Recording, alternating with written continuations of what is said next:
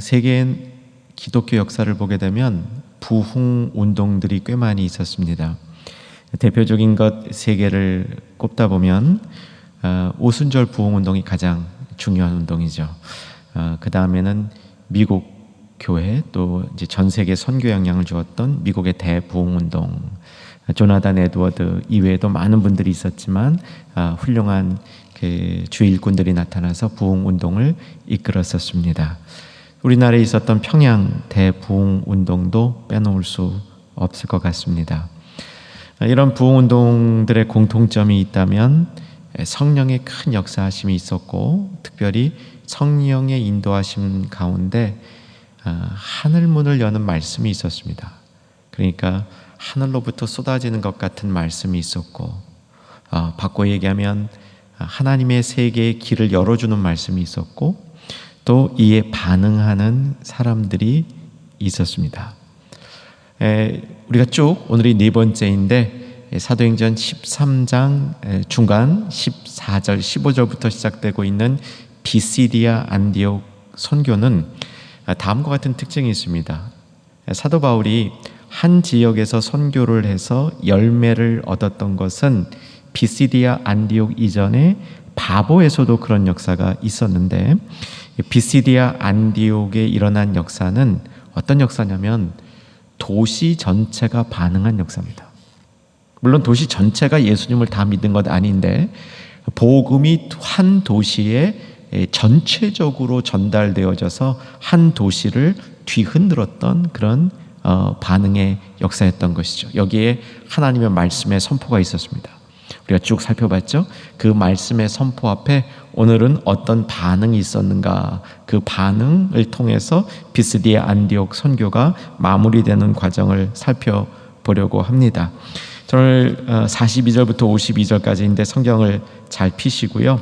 42절부터 43절이 한 단락이 되는데, 설교에 대해서 반응하는 사람들이 나타났다라는 기록이고요. 44절부터 이제 48절까지가 어떤 내용이냐면, 선교에 반응하는 사람들이 나타나니까 그걸 또 시기하는, 그래서 선교 하나님 말씀을 반박하는 무리들이 나타났는데, 그 세력도 굉장히 커져서 바울이 바나바가 더 이상 유대인들에게만 복음을 전하지 아니하고 이방인에게로 가겠다라고 선포하는 내용이 48절까지고요. 49절에서부터 52절까지는 이제 비시디아 안디옥 선교를 총 정리해 주는 말씀이다, 이렇게 볼 수 있겠습니다. 이제 한 절씩 살펴보도록 하겠습니다. 42절, 43절 이제 두 절 말씀이죠. 같이 한번 읽겠습니다. 42절 제가 읽어드리고 43절 같이 읽도록 합니다.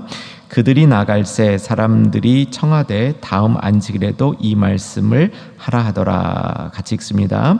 회당의 모임이 끝난 후에 유대인과 유대교에 입교한 경건한 사람들이 많이 바울과 바나바를 따르니 두 사도가 더불어 말하고 항상 하나님의 은혜 가운데 있으라 고난이라.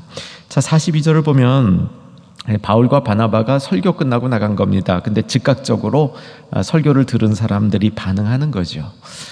사실은 이게 역사의 시작입니다. 역사의 시작은 선포된 하나님의 말씀에 그 말씀을 받고 사모하는 사람들이 생김으로 그 사람들이 교회를 이루는 시작이 되는 겁니다. 이 말씀을 쭉 저도 묵상하고 또 여러분하고 나눌 준비를 하면서 마음속에 강한 바람은 우리 충영교회도 이런 역사가 이어지기를 소망하는 겁니다. 강단을 통해서 하나님의 말씀, 하늘의 세계를 열 수 있는 말씀이 부어지게 되고 주님이 그것을 허락하시고 이 말씀을 듣고 반응하는 사람들이 있을 때 정말 뜨겁게 반응하는 거죠. 그냥 한 번 듣고 끝나는 것이 아니라 주중에까지, 한 안식일에서 다음 안식일까지 사람들이 쫓아다니면서 바울과 바나바로부터 말씀을 듣기를 사모했던 건데, 눈여겨보실 부분이 있습니다. 42절에 보면 이 말씀을 하라 하는 거예요. 그러니까 처음 들었던 그 말씀을 또 해달라, 그런 얘기입니다. 여태까지 우리가 자세히 살핀 거죠. 구약을 6절로 요약을 해서 아브라함과 맺은 언약, 다윗과 맺은 언약, 이 언약이 예수 그리스도 안에서 이루어졌는데, 예수 그리스도 안에서 이루어진 이 약속을 부활, 십자가, 이런 언약들을, 이런 약속들을 사람들이 받지 않았다는 것이죠. 그런데 예수님을 하나님이 일으켜 세우셨는데 그 부활을 썩지 않을 것을 주셨다, 영원한 것을 주셨다, 이렇게 선포한 거죠. 그 다음에 지난주 말씀으로 돌아와 보면, 지난주 말씀에 죄사함, 의롭다함, 다소 어려운 말씀들을 나눴는데 41절을 보면 이런 말씀이 기록이 돼 있어요. 어떤 말씀이냐면, 하나님의 복음을 선포해도 이거를 듣지 않은 사람들이 있다는 거예요. 41절, 보라 멸시하는 사람들이란 말이 나와요. 그러니까 하나님의 말씀을 받지 않는 사람들이 나오게 되고, 이들이 미칠 화에 대한 이야기를 했는데 그 얘기를 듣는 사람이 그걸 좋아하는 거야. 여러분, 이렇게 돼야 성령의 역사가 있는 겁니다. 내 귀에 달콤한 이야기, 나에게 그냥 값싸게 이 나의 마음을 이렇게 부추기는 이야기들만 있었던 게 아니고, 이것을 받지 않은 사람들이 받아야 될 심판과 벌에 대한 이야기가 있는데 그 얘기 또 해달라 그러는 거예요. 제대로 은혜를 받은 거죠. 여러분, 충영교회도 이런 역사가 이어져 일어나기를 주 안에서 소망합니다. 그래서 이제 이 사람들이 주중에도 바나바와 바울을 쫓아다니면서 많은 말씀을 나눴는데, 자 보시기 바랍니다. 43절에 끝부분입니다. 두 사도가 그들을 쫓는 무리들에게 준 권면이 있습니다. 뭐라고 되어 있냐면, 항상 하나님의 은혜 가운데 있으라, 이렇게 선포를 하는 겁니다. 자, 여러분, 이 말씀을요, 이게 그게 우리에게는 특이한 부분이 아닌 것처럼 보입니다. 항상 하나님의 은혜 가운데 있으라 고나니, 이렇게 되어 있는데 14장을 먼저 갑니다. 14장 22절로 가면, 14장 22절, 바울이 다른 지역으로 이동해서 이고니온, 루스드라, 더베, 이제 다음번 말씀에서 다룰 테인데 1차 전도 여행의 다른 지역들을 돌아보고 그곳으로부터 되돌아오는 절에 22절을 보면, 각 교회들을, 이미 바울과 바나바가 개척한 교회들을 다시 방문하면서 뭐라고 얘기하냐면, 제자들의 마음을 굳게 하여 이 믿음에 머물러 있으라 권하니. 같은 내용이에요. 은혜 안에 머물러 있어라, 믿음 안에 머물러 있어라, 이렇게 권하는 겁니다. 또 눈여겨봐야 될 게 뭐냐면, 11장으로 한번 이동해 주시면 사도행전 11장 23절인데, 바나바가 처음에 안디옥 교회의 부름을 받고 안디옥 교회에 부임했을 때 11장 23절에서 바나바가 뭐라고 얘기하냐면, 그가, 바나바입니다, 이르러 하나님의 은혜를 보고 기뻐하여 모든 사람에게 굳건한 마음으로 주와 함께 머물러 있으라 권하는 겁니다. 그래서 두 가지를 정리해 볼 필요가 있습니다. 여러분, 주 안에 머물러 있는 신앙이 우리의 신앙의 기본적인 겁니다. 한 주간을 돌이켜보면서 우리 충현의 가족들, 주 안에 머물러 있는 신앙이 되었기를 소망합니다. 혹 주 안에 머물러 있지 아니하고 세상 가운데 머물러 있다면, 내가 사는 나의 세계 속에 머물러 있다면, 우리의 세상 돌아가는 어려운 일 가운데 나의 마음을 너무 많이 뺏기고 있다면, 다시 한번 주 앞으로 돌아와서 주 안에 머무르는, 그의 은혜 안에, 그의 믿음 안에 머무르는 그런 신앙의 자리로 이 저녁에 돌아올 수 있는 축복이 임하기를 주 안에서 소망합니다. 또 하나 생각해 볼 게 참 흥미로운 부분입니다.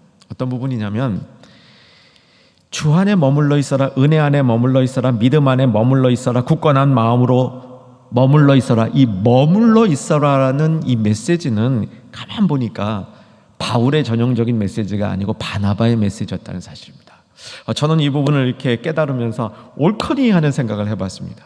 선교 현장에 나가면서 바울이 주도권을 잡았죠. 바울은 정말 대중 앞에서 설교하는 탁월한 은사가 있었던 것 같습니다. 그의 신학의 깊이는 너무 잘 정돈되어 있어서 신학적으로 반박할 수 없을 만큼 깊이 있는 신학을 바울은 가지고 있었던 것 같습니다. 그런데 여러 사람 앞에서 설교하는 것이 아니라 그 믿음에 반응하는 사람의 삶을 채워주고 그 사람을 도닥여주고 그 사람의 신앙이 뿌리 내리고 하는 데 있어서의 효율적인 사람은 바나바였다는 생각이 드는 거죠. 어떻게 바나바가 다른 사람들을 능력 있는 성도로 만들어줬냐면 머물러 있으라는 겁니다. 주와 함께 머물러 있어라. 주를 떠나지 말아라. 그 안에 있어라. 믿음 안에 있어라. 은혜 안에 있어라. 이런 말로 바나바가 권면했다는 사실입니다. 사랑하는 주연의 가족들, 우리 가운데서도 이런 바나바와 같이 다른 사람들을 주 안에 머무르게 하는 은사가 있는 우리 충현의 성도들이 많이 세워지기를 주 안에서 소망합니다. 또 주님께서 나를 그렇게 사용하시기를 다시 한번 주 안에 기대하는 마음 가졌으면 좋겠습니다. 자, 44절로 이동해 보면 두 번째 안식일 날이 되었습니다. 첫 번째 안식일 날 바울이 설교를 했는데 요즘 말로 대박이죠. 대박.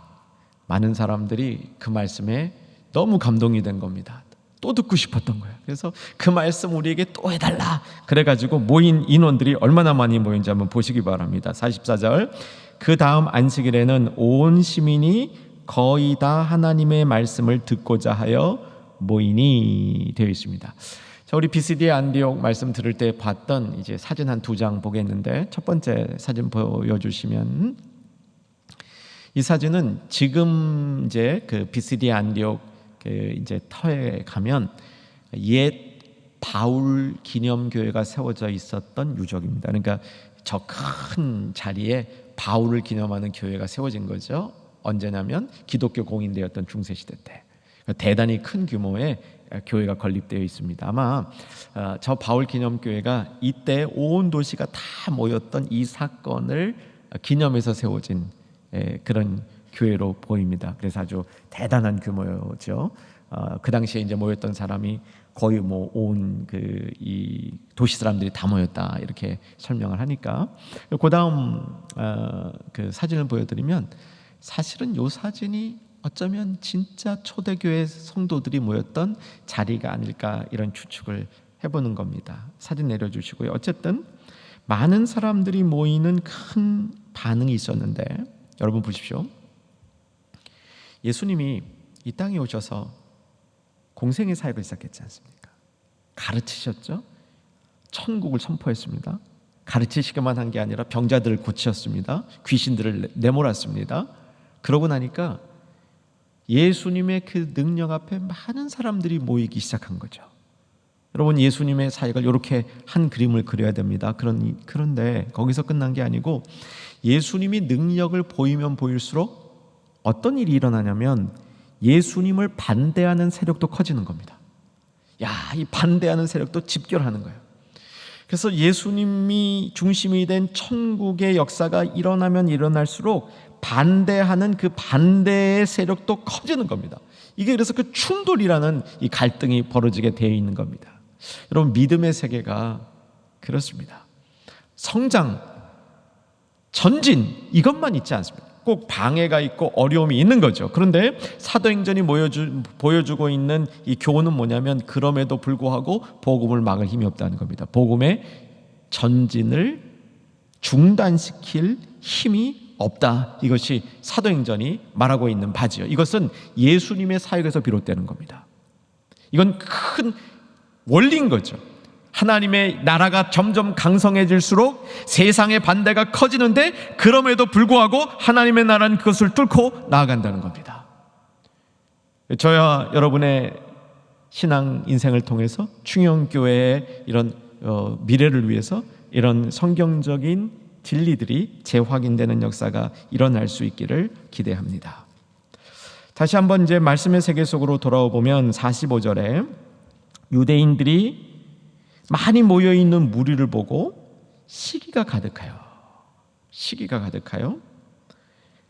바울이 말한 것을 반박하고 비방하거늘. 반박하는 것은 공개적으로 그의 논리에 대해서 비판하는 게 반박이고요.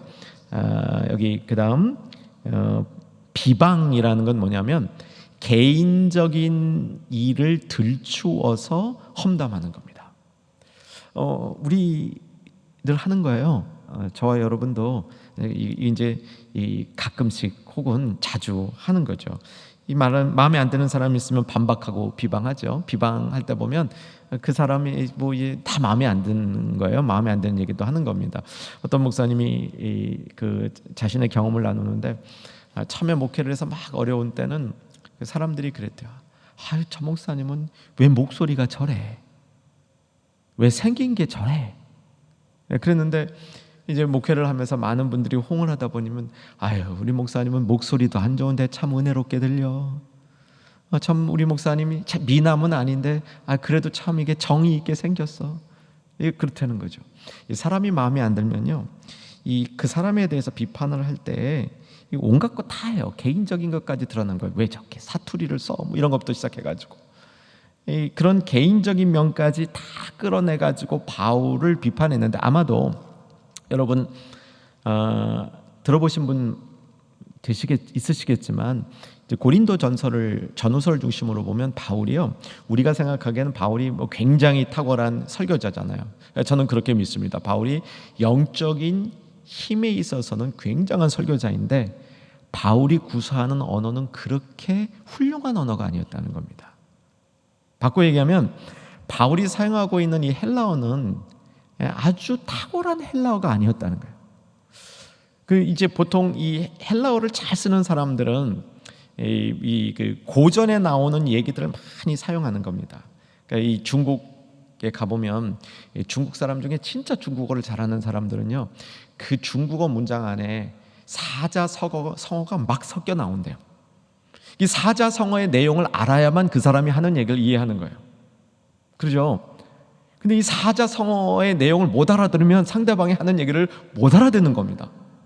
근데 당시에 이 헬라 문화권에서는 고전에 나오는 얘기를 막 섞어대야 훌륭하게 말을 잘하는 사람이지, 그 내용을 하나도 섞지 못하면 이 사람의 이 지적 수준을 의심하는 수준을 얘기했다, 그런 얘기죠. 그래서 바울은, 여러분 바울이 쓰신 것 중에 무슨 고전을 막 인용하는 게 없잖아요. 그래서 바울이 아마 막 설교하고 그랬을 때, 저 바울은 저렇게 무슨 발음도 좀 틀리고 이런 얘기까지 했었을 가능성도 있겠죠. 어쨌든 개인적인 면까지 총동원해서 바울을 끌어내리려는 그런 이 비방 그리고 반박이 있었습니다. 뒤에 가면 이 비방과 반박에서 끝났을 뿐만 아니라 박해를 하게 되고, 50절로 이동해 보시면, 유대인들이 경건한 귀부인들과 그 내력자들을 뭐하여? 선동하여 바울과 바나바를 박해하게 하여 그 지역에서 내쫓은 거죠. 그러니까 바울을 따르는 무리가 많아져서 좋은 것 같았는데, 결국은 이들을 배척하는 힘이 더 강해져서 바울과 바나바가 그 지역을 떠나지 않을 수밖에 없게 됐다는 겁니다. 그 사건을 얘기하면서, 그 사건을 정리하면서 이제 46절에 보면, 바울과 바나바가 담대히 말하여 이르되 하나님의 말씀을 마땅히 먼저 너희에게 전할 것이로되 너희가 그것을 버리고 영생을 얻기에 합당하지 않는 자로 자처하기로 우리가 어디로? 이방에게로 가노라. 그러니까 오늘 말씀의 제목을 뭐라고 정해봤냐면, 한쪽 길이 막힐 때 열리는 대로다, 이렇게 정리해봤습니다. 바울이, 바나바가 유대인들 회당에서 복음을 전해서 그들이 반응을 했죠. 괜찮았습니다. 온 도시가 그 앞으로 나오는 그런 참 신나는 일이 있었는데, 이것이 오히려 화근이 된 거죠. 시기를 만든 겁니다. 쫓겨나는 거죠. 근데 이 쫓겨나는 일이 또 축복이었습니다. 원래 하나님께서 바울을 부르실 때 그의 소명이 어디에 있었냐면 이방인의 사도로 부른 겁니다. 그래서 바울은 이방인에게 갈 소명을 갖고 있었는데, 유대인에게 먼저 복음을 전하라는 원리에 묶여서 회당 가운데 있다가 그 회당으로부터의 배척이 바울과 바나바를 이방인들에게로 이끌어가는 그런 또 다른 그 열리는 축복이 되었다는 겁니다. 사랑하는 여러분, 한쪽이 막히면요 다른 쪽이 또 열리게 되어 있습니다. 바울은 이런 선교적인 경험을 하게 되는 겁니다. 바울이 처음 다메섹으로 가는 길에서 회심을 했을 때 바울이 회심했다는 이야기를 다메섹에 있는 이 믿음의 사람들이, 형제자매들이 들었습니다. 그 중에 아나니아라는 인물이 있었죠. 사도행전 9장입니다. 예수님께서 아나니아에게 나타나시는 거예요. 예수님께서 아나니아에게 나타나셔서 아나니아에게 바울이 이방을 위해서 부름받은 사람이다 이렇게 설명하는데, 예수님을 만날 때 있었던 강한 빛 때문에 실명을 하게 되고요. 순간적이지만 바울이 그 실명한 바울의 눈을 다시 뜨게 해주기 위해서 하나님이 부른 사람이 아나니아였습니다. 근데 바울의 악명을 알고 있었기 때문에 아나니아가 바울에게 찾아가서 그의 병을 안수하여 고쳐줄 마음이 없었던 거죠. 두려웠습니다. 그때 예수님께서 계시로 아나니아에게 한 얘기가, 바울이 잠시 눈을 먹어 어두움을 경험하는 것은 어두움에 있는 이방인들에게 빛이 되기 위해서다라고 가르쳐 주는 거죠. 그 가르침에 아나니아는 그 계시를 받고 바울을 고쳐주게 되고, 바울은 다시 눈을 뜰 때부터 그는 이방인을 위한 부르심이 있다는 걸 알고 있었는데, 막상 그는 어느 도시를 가든 제일 먼저 회당에 있는 유대인을 찾아가는 방법을 썼다는 거죠. 왜일까요? 예수님의 방법입니다. 예수님이 수로보니게 연을 맞이하면서 먼저 자기 자녀들에게 음식을 주고 남은 것을 이방인들에게 줘야 되지 않느냐, 이런 예수님의 가르침이 있었죠. 그래서 그 가르침 때문에 먼저 복음은 이방인들에게 가는 것이 아니라 유대인들에게 갔고, 유대인들이 다음에 이방인으로 가는 거였는데, 오늘 이 사건을 통해서 바울은 다시 한번 자기의 소명에 눈을 뜨는 겁니다. 자, 이 부분을 이제 오늘 조금 더 깊게 다룰 겁니다.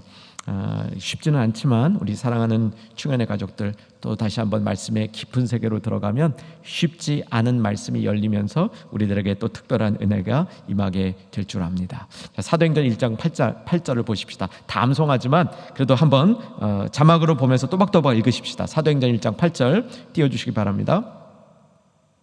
읽습니다. 오직 성령이 너희에게 임하시면 너희가 권능을 받고 예루살렘과 온 유대와 사마리아와 땅 끝까지 이르러 내 증인이 되리라 하시니라. 자, 이 말씀의 중요성 복습합니다. 이 말씀의 중요성, 제일 첫 번째 중요성은 부활하신 예수님이 승천하기 직전에 누구에게? 제자들에게 주신 말씀입니다.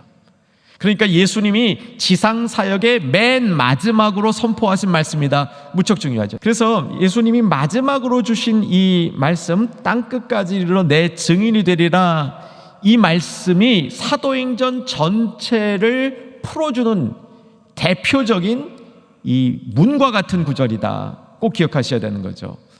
그래서 복음이 처음에는 예루살렘, 그 다음에 유다, 사마리아, 땅끝까지 간다, 이런 얘기였죠. 복음이 땅끝까지 전파되기 위해서 사도행전의 역사 가운데 하나님이 만드신 장치가 뭐냐면, 예루살렘 중심으로 있었던 교회를 예루살렘 중심에서 안디옥이라는 국제 도시에 있는 교회로 그 촛대 리더십을 옮겨주는 겁니다. 안디옥 교회는 이방 세계 속에 있고 국제 도시였기 때문에 땅끝까지 가는데 훨씬 유리한 장점이 있었던 거죠. 그 안디옥 교회가 바울과 바나바를 파송했죠. 그게 13장 얘기였습니다. 그런데 오늘 이 본문이 왜 중요하냐면, 사도행전 1장 8절에서 강조된 땅끝까지 이르러 내 증인이 되라라는 그 말씀이 사도행전을 통해서 쭉 실천되어지고 실현되는 과정 속에서 바울이 그 일에 리더로 세움 받은 다음에 비시디아 안디옥의 이 사건을 경험하면서 예수님이 부활하신 예수님 승천 전해 주셨던 땅 끝까지 이르러 내 증인이 되라 하는 말씀을 자신의 소명으로 다시 받고 있기 때문이라는 것이죠. 자, 47절 말씀 봅니다. 자, 47절 읽겠습니다. 주께서 이같이 우리에게 명하시되 내가 너를 이방의 빛으로 삼아 너로 땅 끝까지 구원하게 하리라. 여러분, 이 말씀이요 굉장히 의미가 깊습니다.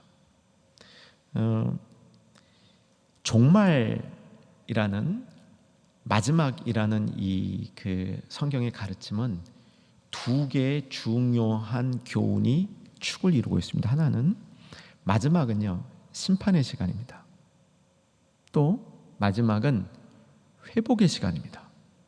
심판과 회복 중에 어떤 주제가 더 강한 주제냐면 회복이라는 주제가 훨씬 더 강합니다. 성경이 마지막을 다루고 있는 주제를 다루고 있는 책들이 성경에 많이 나오는데 구약 성경으로 가게 되면 마지막을 주제로 다루고 있는 가장 중요한 성경책이 이사야서입니다. 특별히 이사야서 40장에서 66장까지를 놓고 보게 되면 마지막 때 일어날 심판과 회복, 특별히 회복에 관한 가르침이 이사야서의 40장에서 66장 사이에 많이 나오게 되는데, 마지막 이 회복에 있어서 하나님이 마지막 회복을 가져오실 때 중요한 두 가지 가르침을 계속 이사야 40장에서 66장 사이에 주는 겁니다. 그 두 가지 가르침이, 첫째, 고난받는 종이 나타날 거라는 겁니다. 고난받는 종이 무슨 사명을 갖고 있냐면 땅 끝까지 회복시키는 사명을 갖고 있다고 얘기하는 겁니다. 여러분, 이 얘기를 중심으로 이사야서 40장에서 60장까지 읽게 되면 그 내용이 잘 읽혀집니다. 이제 우리 사순절을 지내고 있죠. 곧 고난주간이 시작이 될 겁니다. 여러분, 고난주간에 우리가 가장 많이 묵상하는 이 성경 중에 하나가 이사야서 53장이죠. 고난받는 종, 저가 찔림은, 저가 상함은. 이 고난받는 종에 관한 이해가 되지 아니하면 하나님이 준비해 놓은 종말적 회복에 대한 이해를 하는 것이 대단히 어렵습니다. 이사야 선지자는 마지막을 얘기하면서 고난받는 종, 이 종의 사역을 통해서 땅 끝까지 복음이 전해지고 땅 끝이 회복되어서 그 메시아에게로 나오게 될 것이다. 이것을 하나님이 만들어준 그 회복의 큰 그림으로 그려주고 있는 겁니다. 바로 이 예언의 성취로 예수님이 이 땅에 오셔서 왕으로만 오신 것이 아니라 고난받는 예수님으로 오셨고, 그 고난받는 예수님이 십자가를 지심으로 구약 성경에 예견되어 있는 메시아의 모습을, 메시아에 대한 그 예언을 이루게 되는 거죠. 이 고난받는 종과 땅 끝까지 이르러 복음을 증거하는 이 말씀이 이사야서 전체 가운데 이제 여러 군데 나오지만 이사야서 49장 1절에서 7절까지가 대표적인 구절 중에 하나입니다. 같이 한번 그리로 가보겠습니다. 이사야서 49장 1절에서 7절, 구약 성경 1028쪽입니다. 이사야서 49장 1절에서 7절까지 볼 텐데, 그 중에 먼저 6절을 보십시다. 이 6절이 비시디아 안디옥 교회에 조금 있었던 47절에 사도 바울이 얘기했던 이방의 빛이 되어 땅끝까지 구원하리라, 이 말씀이 여기에 나오는 겁니다. 이사야서 49장 6절입니다. 제가 앞부분을 읽을게요. 그가 이르시되 내가 나의 종이 되어 야곱의 지파들을 일으키며 이스라엘 중에 보존된 자를 돌아오게 할 것은 매우 쉬운 일이라. 같이 읽겠습니다. 내가 또 너를 이방의 빛으로 삼아 나의 구원을 베풀어 땅 끝까지 이르게 하리라. 이게요, 고난받는 종이 해야 될 사명에 관한 예언이에요. 그러니까 무슨 결론이냐면 예수님께서 사도행전 1장 8절에서 오직 성령이 임하시면 너희가 능력을 받아서 땅끝까지 이르러 내 증인이 되리라, 이 말씀을 하신 그 예수님의 명령은 이사야서에 예언되어 있는 고난받는 종이 예수님 자신이며 예수님이 이방의 빛이셨다라는 걸 가르쳐주는 겁니다. 예수님 자신이 이방의 빛이기 때문에 땅끝까지 이르러 내 증인이 되므로 예수님이 이루어놓은 이 종말의 모든 세계를 그 일에 참여하는 예수님의 제자들이 되어달라는 겁니다. 여기서 우리가 꼭 정리해 둘 게 뭐냐면, 바울이 한 말 47절을 다시 한번 보시면, 다시 이제 원래로 돌아오면서 사도행전 13장 47절에서 이방의 빛이고 이방의 내가 너를 이방의 빛으로 삼아. 우리 언뜻 읽으면요, 너를이 바울같이 보여요. 바울이 이방의 빛이 된다. 그런데 그게 아니고요, 이방의 빛이 되는 건 예수님이에요. 이방의 빛은 예수님인데 그 예수님의 사역에 우리가 동참하게 되므로 우리도 빛나는 삶을 살 수 있게 된다는 겁니다. 오늘 이 말씀에서 사도 바울이 깨달은 건 그거죠.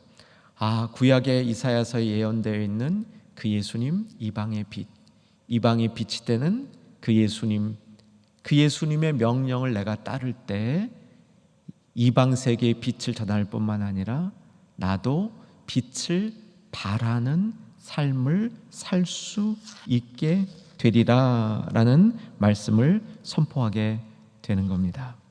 근데 이제 말씀의 요지를 정리하는 시간으로 갑니다. 사랑하는 여러분, 우리의 전도는 영생을 얻기로 되어 있는 자들에게 복음을 전하는 겁니다. 그 복음을 우리가 전할 때 정말 이방인의 빛이 되어 주시기로 그 계획하시고 그것을 즐거워하는 예수님의 빛을 발하게 되는 것이죠. 이 시대의 스타, 그러면 이 시대의 기준으로 반짝반짝 빛나는 사람들이죠. 근데 우리 충현의 가족들은 영적인 스타가 되시기를 주 안에서 소망합니다. 영적인 스타가 되는 방법은 뭐냐면 이방의 빛이신 예수님, 그 예수님을 전함으로 영생을 얻기로 되어 있는 사람들이 주 앞에 돌아오는 이 길을 감당하는 것이 이방의 빛이 되어지는 삶이라는 것이죠.